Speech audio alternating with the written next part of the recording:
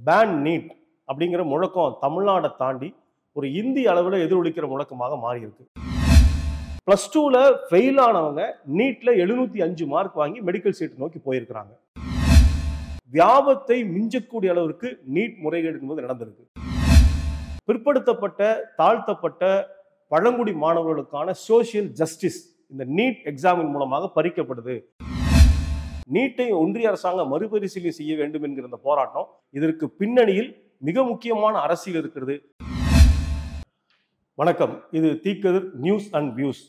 Pan NEET அப்படிங்கிற முழக்கம் தமிழ்நாடை தாண்டி ஒரு இந்திய அளவில் எதிரொலிக்கிற முழக்கமாக மாறி இருக்கு. ஒரு 6-7 ஆண்டுகளாக தமிழ்நாடு மட்டுமே நீட் வேண்டாம் அப்படின்னு போராடிட்டு இருந்தது.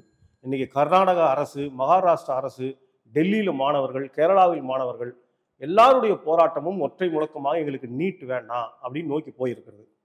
நீட் பிரச்சனையை நாம் பேசுகிற போது அது ஏதோ மெடிக்கல் எக்ஸாமினேஷன் சம்பந்தப்பட்ட பிரச்சனை அப்படின்னு மட்டும் நம்ம சுருக்கி பார்க்க கூடாது.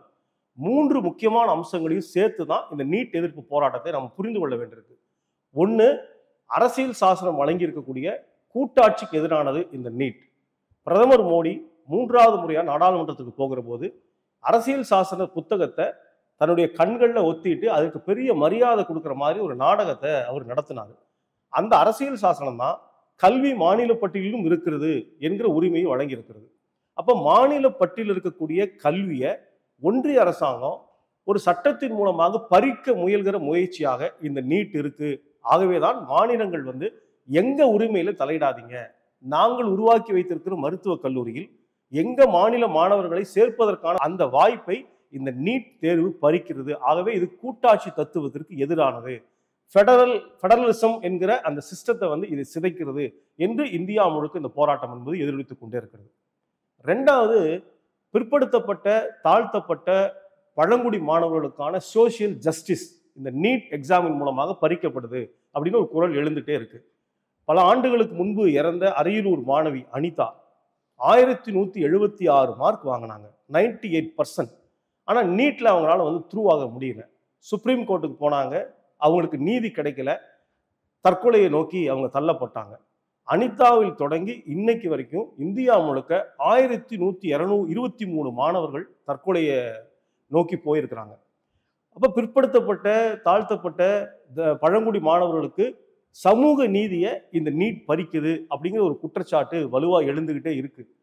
இந்த ஆண்டு நடந்த நீட் தேர்வு ரிசல்ட் வெளிவந்திருக்கு. பிளஸ் டூல ஃபெயில் ஆனவங்க நீட்ல 705 மார்க் வாங்கி மெடிக்கல் சீட் நோக்கி போயிருக்கிறாங்க. அப்படின்னா இது இந்தியா முழுக்க கல்விக்கான வாய்ப்பை தேடி போகிற மாணவர்களை தடுத்து நிப்பாட்டுது.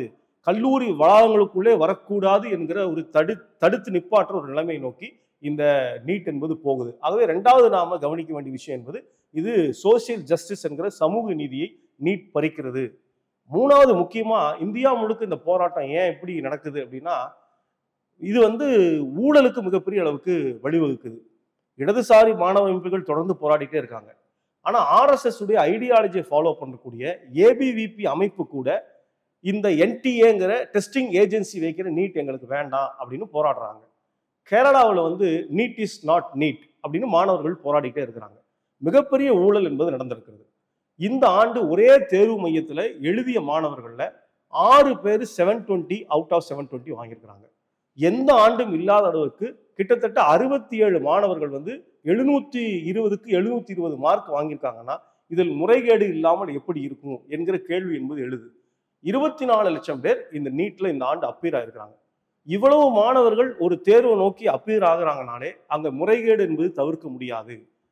சில ஆண்டுகளுக்கு முன்பு மத்திய பிரதேச உலுக்கி எடுத்த வியாபம் ஊழல், பல்லாயிரம் கோடியில அதிகாரத்தில் இருக்கிற எல்லாரும் அதில் இன்வால்வ் ஆனாங்க அப்படின்னு நம்ம கேள்விப்பட்டோம். வியாபத்தை மிஞ்சக்கூடிய அளவிற்கு நீட் முறைகேடு என்பது நடந்திருக்கு.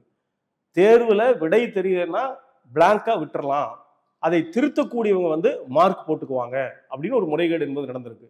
பல இடங்கள்ல காசோலைகளாக லட்சக்கணக்கில் லஞ்சம் என்பது கொடுக்கப்பட்டிருக்கு. ஒருவர் எழுதுவதற்கு பதிலாக வேறொருவரை வைத்து எழுதக்கூடிய நடைமுறை என்பது நடந்திருக்கு. அப்ப இது ஒரு மிகப்பெரிய முறைகேட நோக்கி இந்த நீட் தள்ளப்பட்டிருக்கிறது அப்படின்னு இன்னைக்கு மிகப்பெரிய குற்றச்சாட்டு என்பது எழுகிறது. அப்ப அரசியல் சாசனத்துக்கு எதிரான இந்த நீட் என்பது முற்றாக நிறுத்தப்பட வேண்டும். சமூக நீதி ஆண்டாண்டு காலமாக போராடி பெற்றிருக்கிற பட்டியலிடம் பழங்குடி மாணவர்களுக்கு மருத்துவம் என்கிற அந்த கனவு சிதைந்து போவதற்கான அந்த சமூக நீதி என்பது பறிக்கப்பட்டிருக்கிறது. மூன்றாவது முக்கியமான விஷயமாக, அதிகார வர்க்கத்தில் இருக்கக்கூடியவர்கள் யாருக்கு மருத்துவராக வாய்ப்பு வேணும்னு நினைக்கிறாங்களோ அவர்களை கல்லூரிக்குள்ளும், திறமை இருக்கக்கூடிய மாணவர்களை கல்லூரிக்கு வெளியிலும் நிப்பாட்டக்கூடிய அளவிற்கு மிகப்பெரிய ஊழலை நோக்கி இந்த நீட் தள்ளப்பட்டிருக்கு.